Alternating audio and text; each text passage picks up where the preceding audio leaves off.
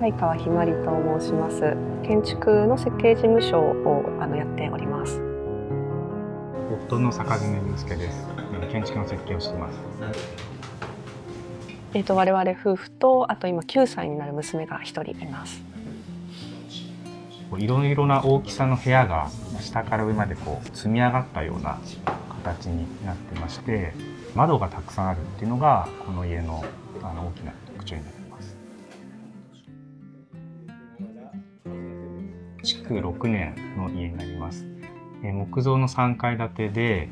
敷地の大きさが約10坪33平米ぐらいになってまして、延べ床面積はだいたい72平米。一つ一つの部屋がとてもキャラクター、個性を持っているような部屋が集まっているような家っていうことを考えました。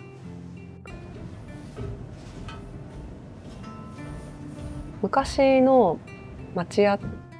すごい間口が狭くってで奥に長いっていう形式があったと思うんですけど、でそうすると奥に行くとどんどん暗くなってしまうので、真ん中に庭を取って明かりを取っている。で道に近い側はお店として道に開いてるっていう状況があったと思うんですが、それをちょうど90度回転して垂直方向に積み上げたような構成になってます。なので1階が一番道に近くて、で扉も別になっていて、いろんな人が入ってこれるような場所で、上に行くと、立て込んでるっていう都市的な条件があるので、庭をちょうど家の真ん中に作っていて、どの部屋にも明るさだったりとか、あとどの部屋からもいろんな角度で緑が見えるっていう環境を作ってるっていうのが特徴になります。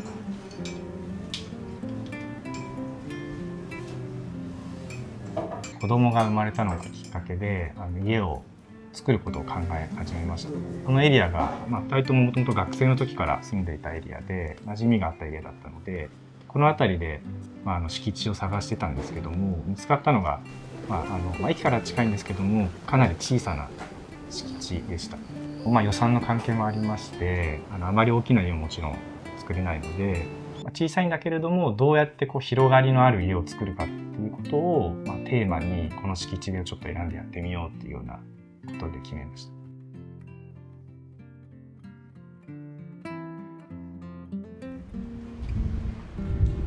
下は通りが近いので、部屋としては街と交流がしやすいキャラクターを持った部屋になってます。で2階のこの今話しているリビングが家の一番の中心、天高が 3.5 メーターあって、かつ、部屋の一部を庭にしてるんですけども、庭とも生態ができて、あとはこちらの通りから人の気配が感じられたりっていうようなキャラクターがある部屋になってます。ですぐ後ろのダイニングはこの部屋の中で一番高い6メーターの高さがある空間になっていて、開放的で、そういったところでちょっとご飯を食べるのはどうかなっていうような使い方を考えたり、書斎の方に行くと、庭とレベル同じ地面が揃っていて、庭と一体の書斎になっているような雰囲気で、上に行くと空が非常に近くて、空を見ながら寝転べるようなベッドルームっていうような形で、部屋それぞれがまた全然違うキャラクターがあるような、部屋を一つの使い方に限定しないような部屋の個性っていうのを散りばめているような形にしてます。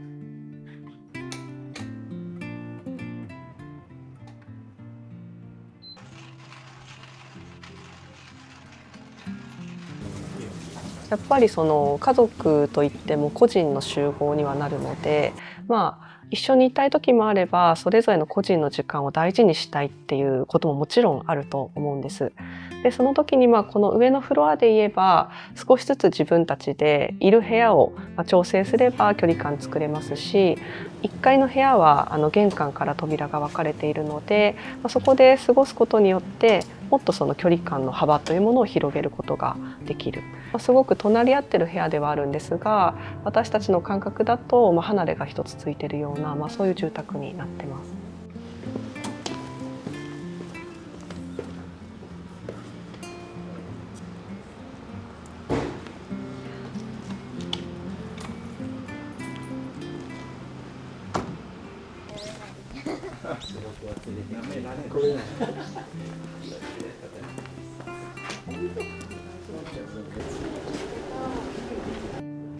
それぞれの部屋と庭の距離感っていうのが違うというのは非常に面白いなと思ってます。で、例えば娘は階段の上り下りの時にも結構庭を見ていて、で我々が、私が気づかないオリーブの実が何粒だったよみたいな報告を嬉しそうにしてくれたりとか、そういうそれぞれの見方を知ることができるっていう点でも面白いなとは思ってます。やり方は普段は仕事で使ったりすることもありますし、子供がお友達を呼んできて、ここでちょっと一緒に宿題してたりとか、遊んだりもしてます。で、時々はここを、例えば作家さんだったりとか、展示をされる方にお貸しをして、で、ちょっとそのギャラリーのように使っていただいたりとか、お店のように使っていただいたりとか、そういういわゆる家の使い方から、一歩外に出たような使い方もできるスペースとして、考えてます。はい。なんか空間の中に展示する、ディスプレイすると全く違う見え方がするんだなっていうのが分かりました。まさになんか本当に絵のような、生きてる絵みたいな感じで、風が通るとすごく揺れたりもするので、なんか絵のように眺められるなって思ったりするのは初めての、気づきでした。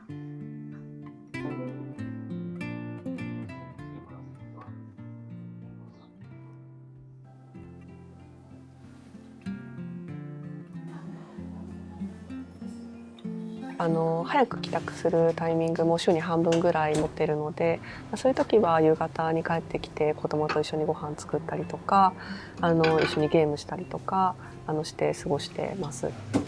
休日はいろいろなんですけれども、私が気に入ってる休日は阿佐ヶ谷の中だけで過ごすっていう、すぐ近くにフラコッタデコさんっていうすごい素敵なお花屋さんがありまして、でそこに毎週末、娘と一緒にお花を買いに行って、でそれをどういうふうに生きようかなっていうのを考えるのも一つの楽しみになってます。お気に入りのアイスクリーム屋さんに行ってアイス食べたりとか、その帰りにパン屋さんに寄ってパンとスープを近くで食べたりとか、で娘と夫は釣り堀に行って釣りをしてたりとかするっていう、本当にシンプルな休日、日常なんですけど非常にありがたい普段だなと思いながら過ごしてます。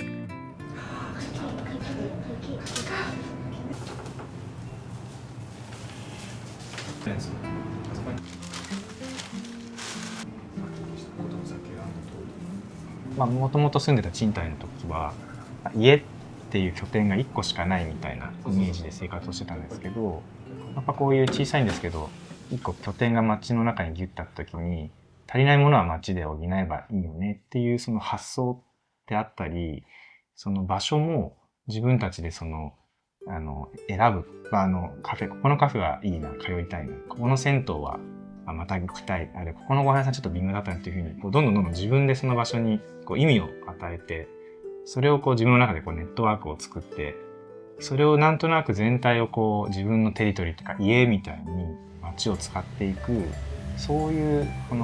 なんていうんですかね、家の使い方っていうんですよ、街と家の使い方みたいなものを、この家を通して学んだような感じがしていて、なので逆に執着があまりないというか、これを離れてもまた違う場所で同じように自分たちならではの家っていうのをおそらく作っていけるんじゃないかなっていうようなところはちょっと大きな学びでした。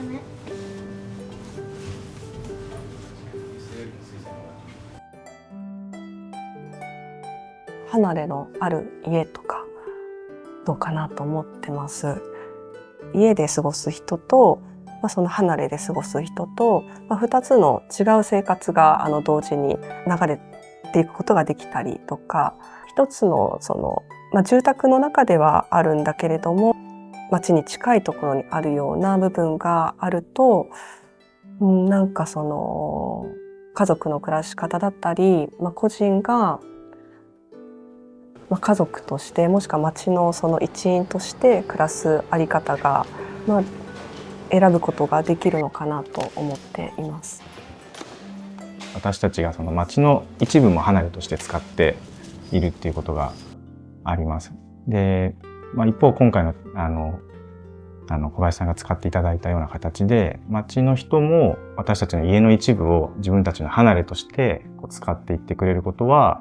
非常に街と家の関係を豊かに耕していくっていうことにつながってるんじゃないかなと思います。なんか今回展示を久しぶりにしてみて、結構ご近所の方がたくさんいらしてくださったんですよ。で、そうすると普段はお買い物をするお客さんと、そのお店の方っていう関係性だったりするんですけど、なんかちょっといつもとは違う立場というかモードで会話することができたので、なんかすごく距離感が縮まったような気もしますし、なんか街の中に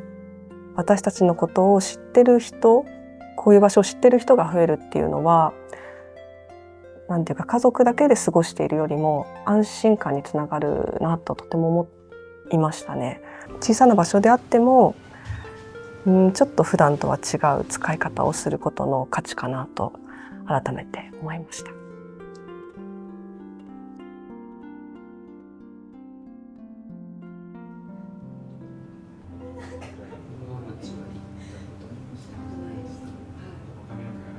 やっぱり住宅とか家っていうものが他の建築と一番違うところは、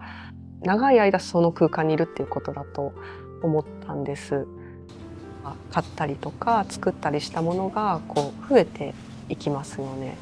で、物が増えていって、で増えていくとその場所を考える。でもうちょっと増えちゃったらまたちょっとそれを移動したりとかして、で時には一人だけで住んでるわけでは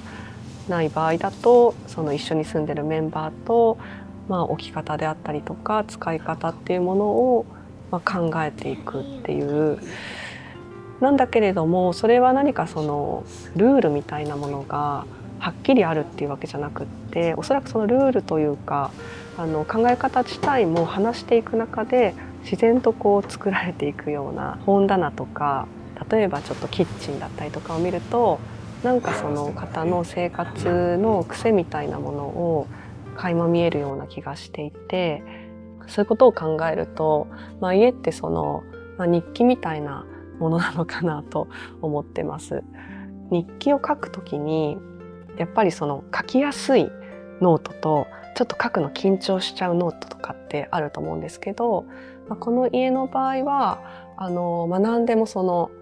入れられるし許されるような許容力のあるキャンバスのような、状態であるといいなと思いながら考えているっていうところです。はい。